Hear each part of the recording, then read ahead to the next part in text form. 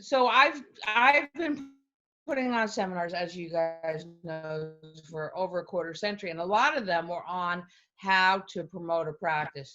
And I always started talking about you could build a practice in two ways. You could build it from attraction or promotion, okay?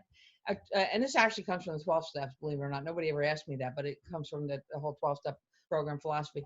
Promotion is doing screenings, advertising, going to business card exchanges, all those things. And I guess the party moved down my corridor. Hush! Thank you. Conference call. Can you guys go somewhere else? They never talk to me. It's great when you talk, and then you just assume, every once in a while you should get their hearing checked to make sure they heard you because they don't answer you. Anyway, back to this. It's easier to be a chiropractor than a parent, by the way. That's a whole other conversation. But back to, so there's promotion. And like I said, I had a one-day seminar starting in 1990 on how to promote a practice. And we can have that conversation if you'd like to.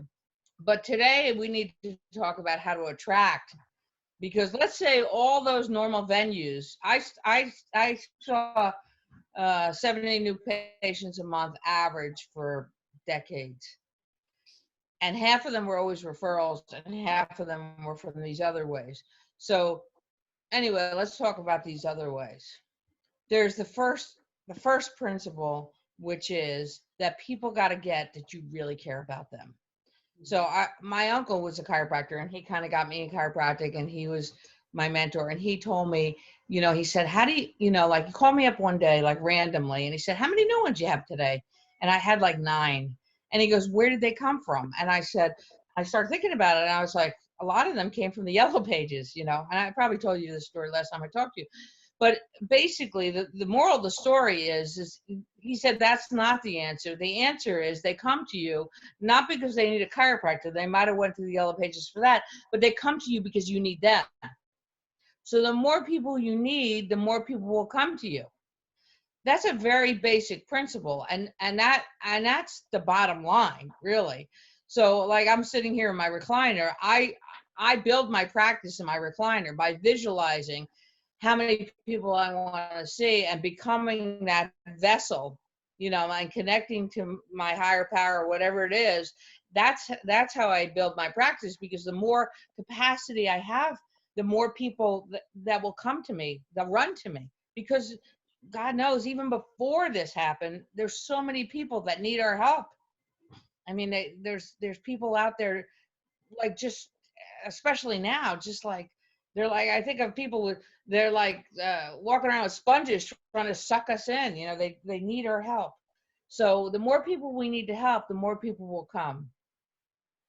And the people need to know that we love them and that we want to take care of them, that they're not doing us a favor, that we're doing, that they are doing us a favor. Even though they have to pay us, they are doing us a favor, and that we truly love them and care about them.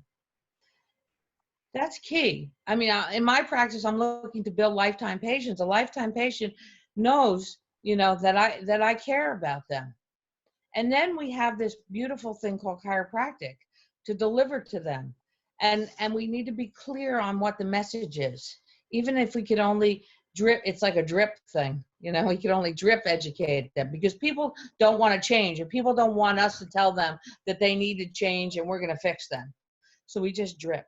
We just give them a little bit of principle. We give them a little bit of principle at a time.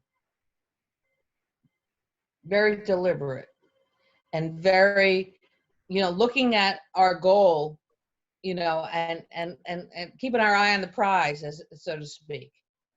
Because every time you turn somebody into a lifetime patient, you're building your future, especially if you stay in the same location.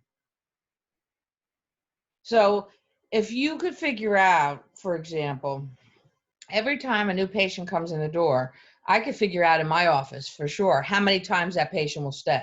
And you figure that out by figuring out the total amount of patients you have and divide it by the new patients, right? And that's how long each patient stays. You follow what I'm saying? It's an average. So if you see 100 patients and you have 10 new patients, then that meant that that the average patient stayed 10 times. You could figure that out. Then you could figure out how much you make per visit. You take the total amount of money you make and you divide it by how many visits you had. Comes to you, and you multiply it by the total amount of money you make, you could figure out what a case average would be. So every time somebody walks in the door, and again, this is an average, so you're gonna have people that walk in the door and only come once or twice. But if you figure out on an average how many times somebody's gonna come, you could figure out in your mind how much money you're gonna make every time a new patient comes in. Like I had 4 new patients yesterday. I could figure out how much I'd make from that.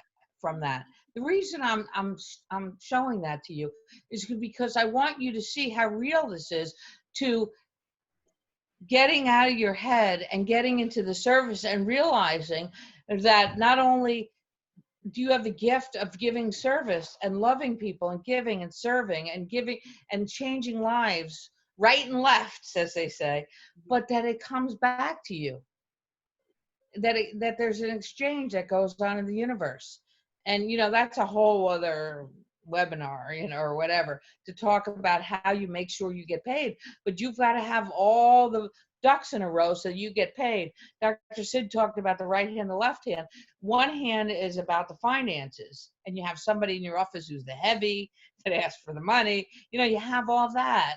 And then you have the accountant kind of person, so you make sure that you're not paying twice as much as you should for your internet, right? But then you have the service hand. And in that service hand, when you have this hand like conquered, then you can just love the crap out of them. Then you can just go in there and know that the more, that there's that, people talk about the safety pin cycle, like, the pain, and the systems of the body. But when I think of the safety pin, I think of when you put it out, it's got to come back. And when you put it out, it's got to come back. And the more that you put out, it's going to come back in abundance. So back to referrals, when you're talking to somebody and they, and you can almost tell when you're on purpose, because when you're on purpose, then people will tell you about their mother-in-law who's got a headache, or their sister who's got, her knee bothers her, whatever. They will it's like you become a magnet. Like I remember I handed out a couple of the 1,000 cards while they were doing the build out of my office. And then my first day in practice, I made believe I had a magnet in my hand, and those were all pieces of metal, and they were all coming into me. I know that sounds so corny, but that's how it works. People have to want to be around you.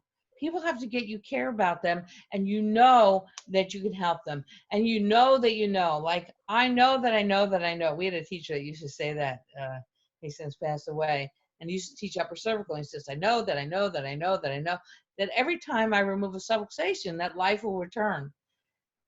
That's the message that I give. And sometimes, it returns right away, and then sometimes it takes time to return.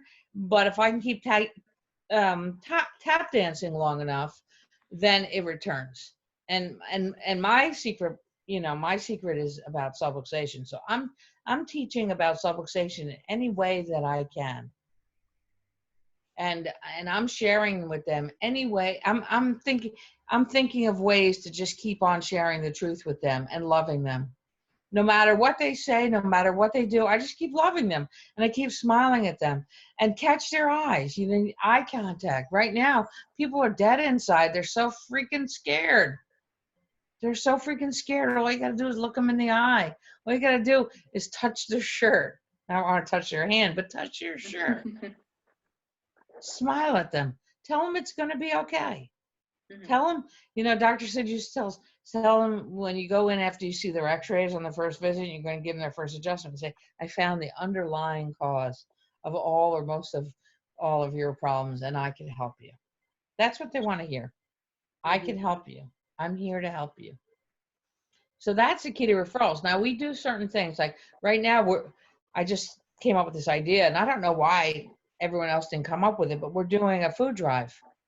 And so we're asking people to bring in non-perishables, and we sent an email to our email list, which is over 1,000 people, and we actually got a new patient yesterday, a guy who came to me for years, and for some reason, you know, he stopped coming, and he just came back in with he had 2 bags of groceries yesterday.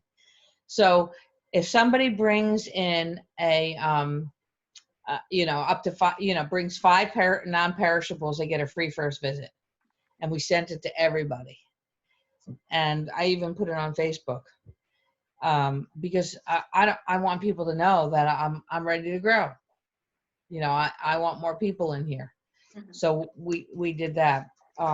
We're always doing internal things, so people get that we want them to referral. We want to be part of their community. Like every month we bring in somebody, and we stopped this 2 months ago, but we bring in a personal trainer, a massage therapist, somebody to make smoothies, somebody to talk, you know, a therapist to talk about reducing stress.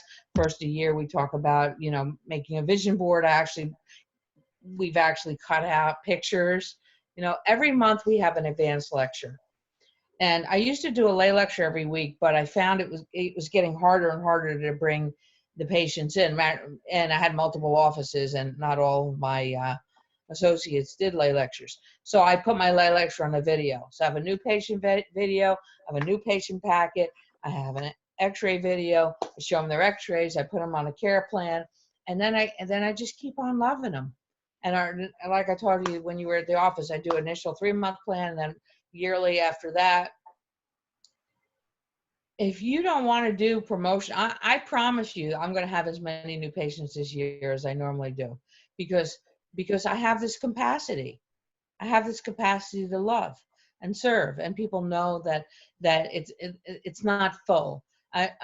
One of the things you never want to say is that you're busy. You're never busy. You're never too busy for them. You just relish the opportunity. Don't ever put anybody like, you know, I've always, I might have told you this story, but it's one of my favorite stories. Is I went in to do an x-ray report on a patient that I hadn't met. And so my associate, you know, did the first visit, and I was going in the second visit. Patient already watched the video, the x-rays are up, and I walk in the room, and the woman goes, "Oh my God." She goes, "You remind me of my favorite aunt." And I thought, cha-ching, you know, like, you know, the reality we're bringing to people are so different than the reality they see on TV. You don't have to always be different. You can make them feel comfortable. You can make them feel like they can trust you. They can make them feel like you're going to do right by them. I got to tell you, girls, and there's only 3 of you, and I know all of you to a degree, this is not rocket science. You know, success is right in your reach. All you've got to do is love on them and show them that chiropractic will increase the quantity and often the, you know, quality and quantity of their life. What else can they want from you? And so I went to, you know, I'll give you some of the standard ideas. I went to the seminar once, and it was this guy who had this huge practice, and he had a thing where every Monday, and I don't know why, like people go, wait till you go to coaching things and they come up with this thing. It's like, where'd you come up with that number, you know? But every Monday he'd hand out 4 business cards to each patient. Only Mondays. So if you didn't come Monday, you didn't get one. And he would tell you, keep them in your car. You know, cheap business cards are cheap. They're cheaper now than ever, but they've always been cheap. Give them cards. Let them know. When somebody refers, I often will send them flowers. If they refer a few people, I'll take them out to lunch. When they walk in the office the day after somebody refers, I almost like jump in their laps. Like that's the biggest compliment that they can give me is to refer. If somebody does something you want them to do, then learn this as being a parent, then that's what you want to reinforce, that kind of behavior. If you have a patient that comes in and they don't follow their care plan, they only come in when they're hurting, and every time they come in, you put up their x-rays and you do a reevaluation and they get all this attention, they're only going to come when they're hurting. But if there's some, you know, if there's goodies to come in. So we have a calendar every month, and on the calendar every month is when we're gonna have the lecture. We often will have a party once a month, where it might just be on a Friday night. We have wine and cheese, and we put that right in the calendar. Or on a Saturday morning, we'll have we used to call it Munch and Crunch, but we'll have a pancake day where one of the CAs will flip pancakes and then put chocolate chips or blueberries in them. Again, creating community. The calendar, I got that idea actually from going to the gym. You know, the gym, a lot of the gyms give you a calendar every month of what's going on. If, you know, again, I'm all about lifetime care. So I want to incorporate, you know, like the assumption, there's a lot in that assumption. It's like teaching your CAs when they bring the patient back for their first visit, and they tell them right up front, oh, you're gonna love Dr. Sharon. She's the best. You just wait till you meet her, you know. And then there's that assumption. You're setting in there. She's the best chiropractor. She's practiced a million years. The patients just love her. You set that in their mind. Or when I talk to a patient after they've seen their x-rays and I give them their report of findings, and then I'm going to send my daughter in to do the financials, you know, and they already know how many times I want to see them. I'm like, she's just going to work out the money, and then I'll adjust you in the front.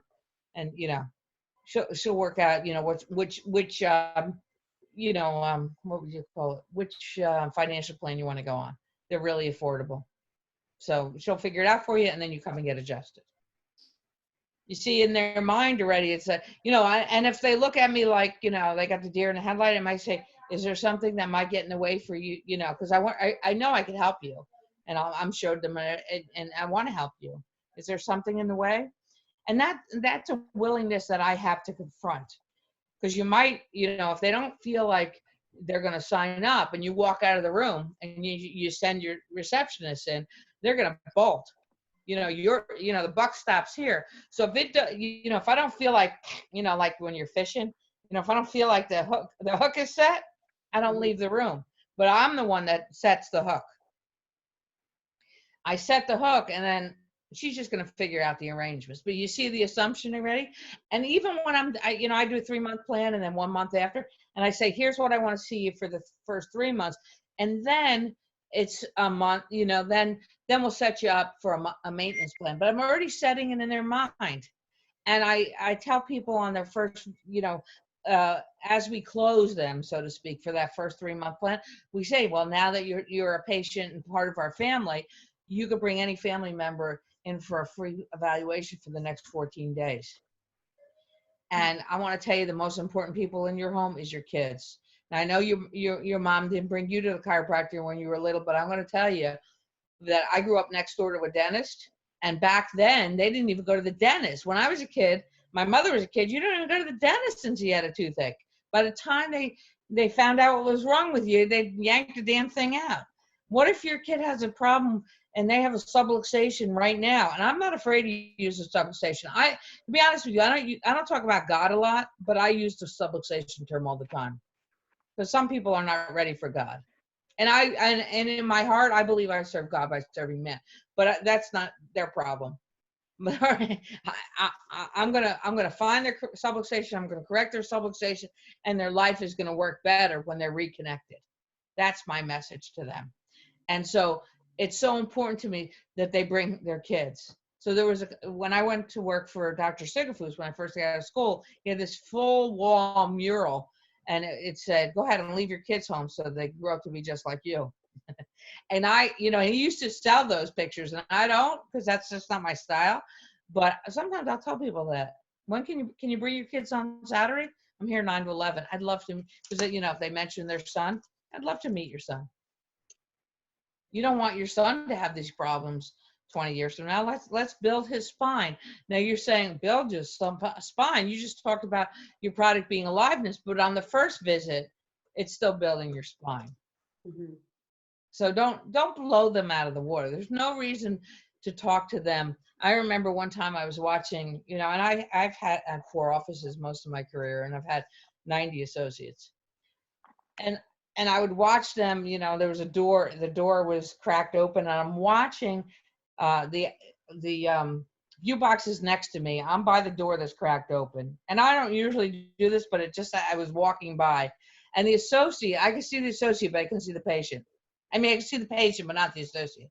Patient's looking at the view box, and the associate, who's recently out of school, good-looking young guy, very impressive looking, nice dresser. He's talking to the patient, and I'm watching that the words are going over the person's head. I could like see him bouncing. Like the guy's like wondering what he's going to eat for dinner. Like he's totally not listening to this person. And this guy is not even noticing, like the guy that works for me, he just keeps on talking, and he's using terms that I'm thinking, I know that was on the national boards. What did that mean? Like I didn't even know what the guy was talking about. And here he's talking to some guy who's like a blue collar guy who's going, and I'm sure because the associate was young, he was trying to impress the patient. But if you have the confidence, then you don't need to impress anybody. You're just you. That's good. Being you is good. Because, you get these people, and again, 70 new patients a month, I lost a lot of new patients that never came back or came a handful of times. And, like here I would stand in front of them. I did orientation 25 years, hardly missed a Wednesday in 25 years, right? And lots of people never came back or came, they came when their pain went away. And I think of myself as an M&M. Like I wanted to have, let's a patient call and say, "Oh, I don't need to come anymore. I feel good." I'd be like, ugh, you didn't get it, And I felt like the candy shell was coming over me, right? And you couldn't even see that there was chocolate in the middle. That is that's where discipline comes in. You can't allow them to beat you down. You know what you got to say? Next. They're not all going to get it, but you give it to them, and you want to go, okay, the next one, I'm not going to give it to them all. I'm not going to tell them how I adjusted my babies while their cord was still connected to me. I'm not going to give it to them all. But that doesn't work. Because when you give it to them all, then you hear it. Every time, it's like when you meditate or when you say those affirmations, you hear them. When I do my orientation, and I recommend everyone to do it, when you do the orientation, it's like standing there and giving them a half-hour affirmation of why you woke up this morning. What is the message you want to get? And Facebook is an incredible thing. And I've got a lot of my patients, and I haven't really adjusted in Pennsylvania in 10 years after being there for 25 years with 4 offices. And I've got dozens of those patients on my Facebook. And some of them still go to one of the offices that I owned, and some of them don't. But you know what they all do? They love me. They love me. And I love them back. And so a person comes into your office and they have a symptom and they pay you a certain amount of money, right? And then their symptom goes away, doesn't go away. We had that old conversation. But in any way, there's that exchange. A patient that's going to refer is somebody that feels like they got more than they paid for, because now you're on the other side of that safety pin with them. They feel like they owe you a little bit. And then when they feel like they owe you a little bit, then they want to tell somebody to come to you. They want to do something nice for you.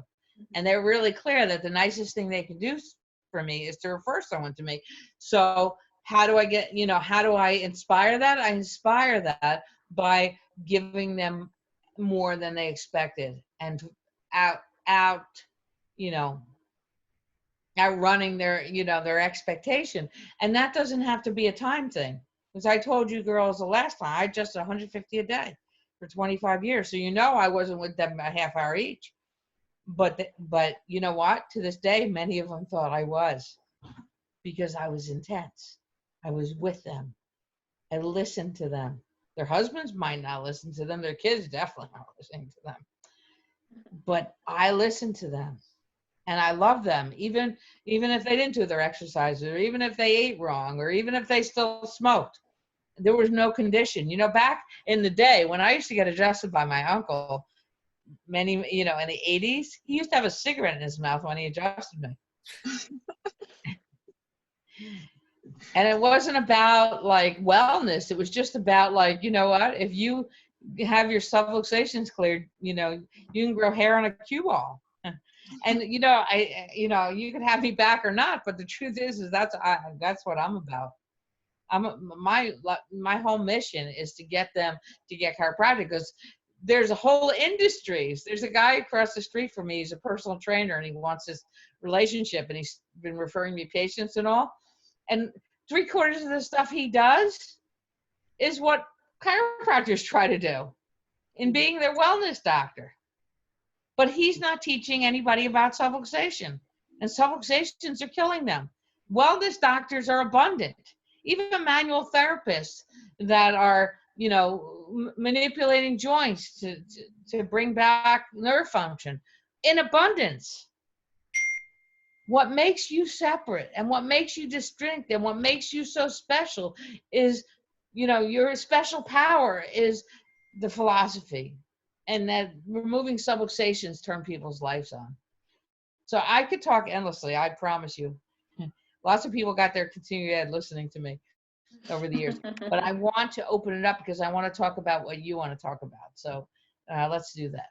Anyone have any direction? You don't even have to ask a question. If you just want me to go in a direction, or if you have a question, that's cool too. And I'll breathe. How do you kind of go about telling, or like, let me see, how do I phrase this question? How do you go about telling or informing someone to bring their kids in? Like, how do you encourage that? Like, I know you mentioned part of it is that, you know, I have that all set up in the office. Like we have I have a zebra, I have a puppy, adjusting table, I have a pony. That probably helps. So they see that, they see the kid, you know, they see other kids coming getting adjusted. And if they don't like totally get it or whatever, just say, I want to, you know, check their spine. I do a posture pro and I do a Titron. So when I do a posture pro, they can see that they, you know, almost always have, you know, forward head placement. So I say, you know, bring your kid in for free. I'll do one on him or her and see. See, again, you don't want to blow them away. You know, I know I used to go to the seminar and they say, answer your phone. Is this appointment for you or for your whole family? Imagine if you were a proctologist and you called for an appointment and be like, what? But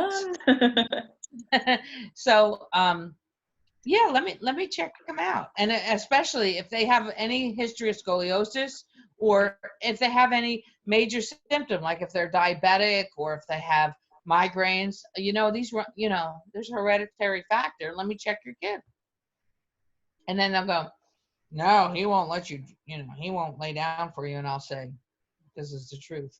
If you hear a kid crying in my office, it's because they're leaving. They're trying to get them the hell out of the office, not because they're there. The kids love it there. We believe in bribery. We have lollipops, have a fish tank. I had at one point in my East Stroudsburg practice, I had 3 mothers come together. They would always come in the morning, and they asked me to take them. I had one of those block tables. They're like, we can't get our kids out of here.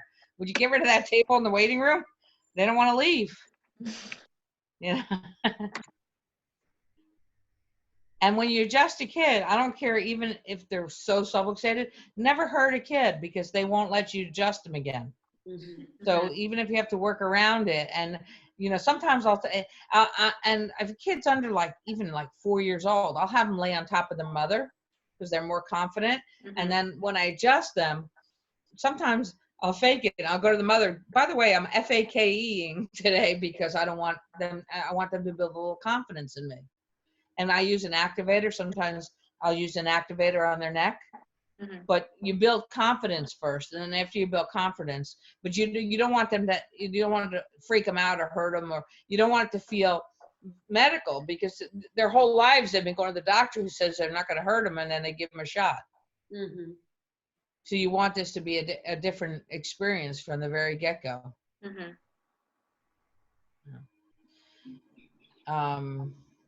Sometimes people will say, While my husband, doesn't want them or whatever. And that's why we really try to make it an important thing to get the spouse to come to the report of findings. Because if the spouse doesn't understand and the money, their money's together, then it could, they could use that as an excuse but if you can get the spouse there, I bet you 3/4 of the time at least, the spouse will become a patient anyway. And then it's even easier to get the kids as a patient. Mm-hmm. And you might consider doing some kind of family plan so that it makes it more affordable for the kids to get adjusted too. Mm-hmm. So, they see, but it's that important to you that you actually have, a plan for it. Anything else on that, or did I catch that? No, that was good. Thank you. Yeah. That was good. When I adjust them, I have the old Merck chart, the subluxation chart, where it's the vertebra, the level where it goes to, and then what might happen if that's pressed on. And even if I do nothing else, I will go and I'll circle where their subluxations are, and they'll go, "Oh my God, my kid has asthma. Is there a connection?" And then we can get into a conversation. And then I tell them, again, I talk in stories. So I'll tell them about another patient that had like incredible results with that. Or if they're more like educated minded, I might send them the ICPA website, or I might link them to an ICPA, research about kids in chiropractic. And you'll, if you have kids, or if you take care of kids, you could also just give, experience. That works better than anything, giving real stories. And something like really cool happened to a patient, and my receptionist will get like super sick of hearing it, because I'll tell that story to every other patient. The people that are willing to listen to it. I've always had more men than women that come in, lay down, get adjusted, and come back a week later. Hardly say 3 words to me. Mm-hmm. So I'm not going to like bang them in the head with, story after story after, you know what I mean? Yeah. You could see how receptive people are and how much they're willing to listen to. We send out emails, we're on Facebook, and, I talk to them, we text them, see, how to reach these people. But one of the things that, for years, when I left the office in Pennsylvania, at least once a month, I would get a call from the front desk in Pennsylvania and say, so-and-so wants to talk to you. They want to come in the office but they want to talk to you first. They're your friend. They all were my friend. Like, it was like everyone feels like they're my friend. Like they were your favorite patient, and they stopped coming, and now they just want to make sure they want to talk to you personally before they come back. Mm-hmm. Every patient thinks they're my friend. None of them have been to my house, I promise you. But that's a gift. When they all feel like I'm her favorite patient. You know how many times it was like a joke. Like Dr. Sandy, who bought the practice, she called me. She's like, your favorite patient came back. And I go, what's their name? And she would tell me their name. I'm like, but they're your favorite patient. Can you send me a picture? I don't know what you're talking about. You know what I mean? But that's the gift. That's the gift, that they all feel like that they mean to me more than anybody else. Mm-hmm. Because, a lot of them, their symptoms aren't ever going to go away, And the love that I have for them, is it the adjustment or the love? Do they come in because they like my receptionist? Do they come in because they like the adjustment? Do they come in because they want a hug from me? I don't know. Is one more important than the other? I don't know.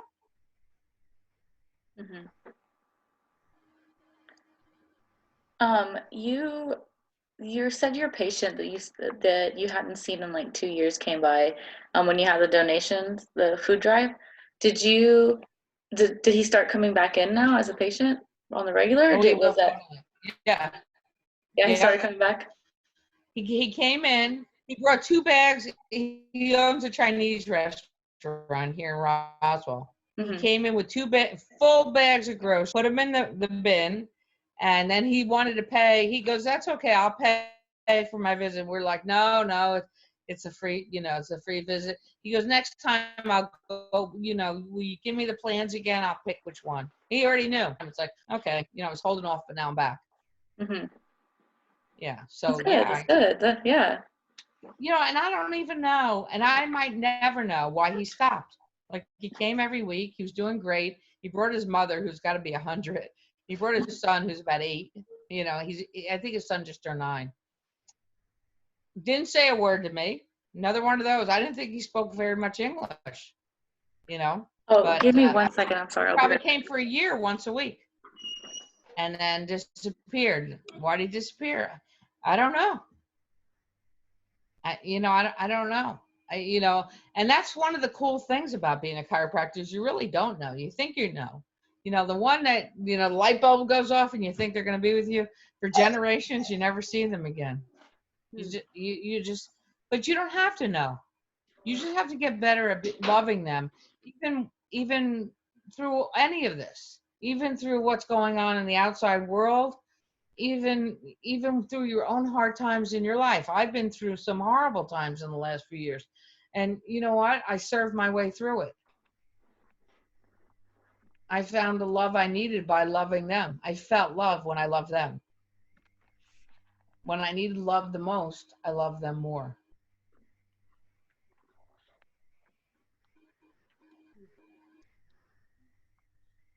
So that's really where referrals come from. We did a jelly bean counting thing, and they got somebody got a big Easter basket.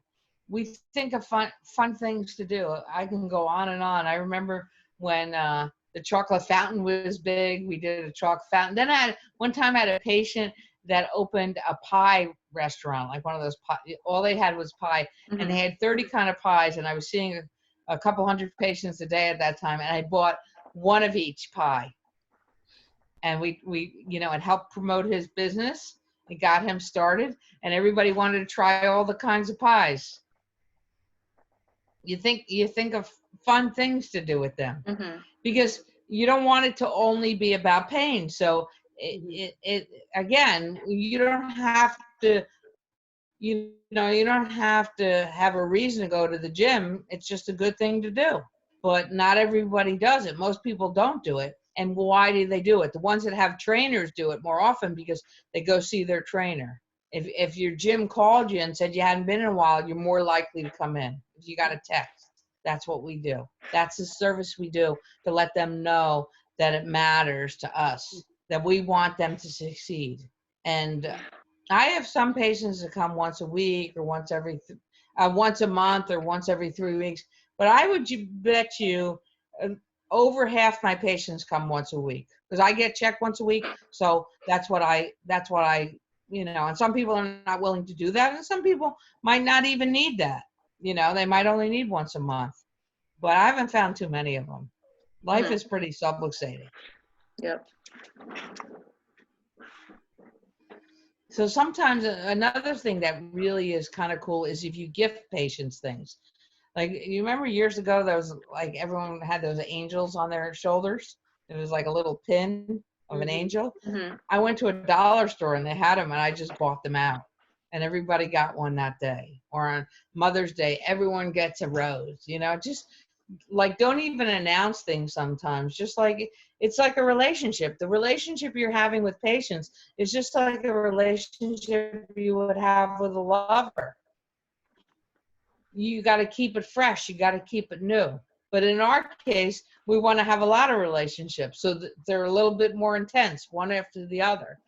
But you don't want it to get stale. If you feel like a patient's getting stale and you feel like you're losing them a little bit, you might want to do a re-exam. You might want to throw their x-rays back up and go over them and maybe take one more x-ray and show them how their body is evolving and healing. You'll feel it. Do you know what I was talking about before about the confrontation thing? Like, when I leave the room and then the next person comes in to actually tell them the financial plan, you feel every time you're with a patient, you feel like you got a little closer to them or a little further away. Let's not talk about Corona. That's crazy. But in the real world, every adjustment, could be your last. If they don't get it, if they don't get that connection, if they don't feel that specialness, they could be out of there. But the whole thing with referrals is they got to get more than they feel like they gave you, and they want to do something nice for you, and then do something nice for them. If nothing else, write a handwritten thank you note to them. Mm-hmm. Send them a little text. Yeah. We're coming on to an hour. Any more questions? No, I don't have any more questions. That was really good. Thank you. Yeah. It was very informative. Honestly, you answered all the questions I had. Well, if you think of any more, shoot me an email, a Facebook message. I have people, message me all the time or call me with questions. And I gave this talk to Spain a couple weeks ago. And one of the guys, I was talking about how you can have a practice to sing 30-day and then one to sing 100-day. And if you switch the doctors within no time, the one will be 100-day, the other will be a 30-day. You know what I mean? Like the doctor's a 30-day doctor or the doctor's a 100-day doctor. It doesn't matter where they are, what color the wallpaper is, what the location is. Your bucket gets a certain size and you'll fill that no matter where you go. So he messaged me that he was his bucket was a 30-a-day bucket and he wanted it to be a 100-a-day bucket. Well, what could he do? And I thought, the first thing I thought is, well, don't give me a freaking homework assignment. Call me. You know what I mean? It's like so many times, and you guys are in school, so you think that the answer's in, getting the old test or getting the old notes or whatever. It's not that. It's a feeling. Just like, when a person comes into your office, they either feel you or they don't feel you. And so I had a conversation with him and within a few minutes, I was like, yep, he's a 30-day guy, and that's about all he's going to get because that's where his head's at right now. Mm-hmm. Nobody else can fix you. You've got to fix yourself. You've got to, descale yourself. Get rid of the parts of the M&Ms so that when you could be the mush, that when you're with somebody that you're not protecting yourself and afraid of them, that they can feel your heart. Mm-hmm. Absolutely. Very cool. Yeah. And one other thing I have to say is that I'm so proud of you guys for keeping on. I know this is just weird. What happened? You were about to get some momentum. This is just weird. And it'll be over too. Yeah, that's definitely I have the same issue because I just took over the presidency again. Mm-hmm. That's been one of the struggles for sure. Of the whole LCW, and it's the same thing. It's like people are like applying for loans and trying to get their kids homeschooled, and you know what I mean? Like it's like, okay, we'll just lay low a little bit, and all good things in time. But you got to keep the vision. You can't let the vision go away. Exactly. And I think we've been doing okay for what we got. We also talked to Dr. Wendland, and so I think the beginning of next quarter we're going to have kind of like a adjusting seminar at her office. So that's going to be really good too. I'm excited for that. Yeah, she's awesome. Yeah, she is. She's called me a few times. I haven't gotten to see her. I've seen her. I should have gone today. From the grocery store. What are you doing? Right. An incredible pasta dish the other day. She's Long Island Italian. Oh, I've had her pasta before. Shrimp and lots of olive oil. That sounds delicious.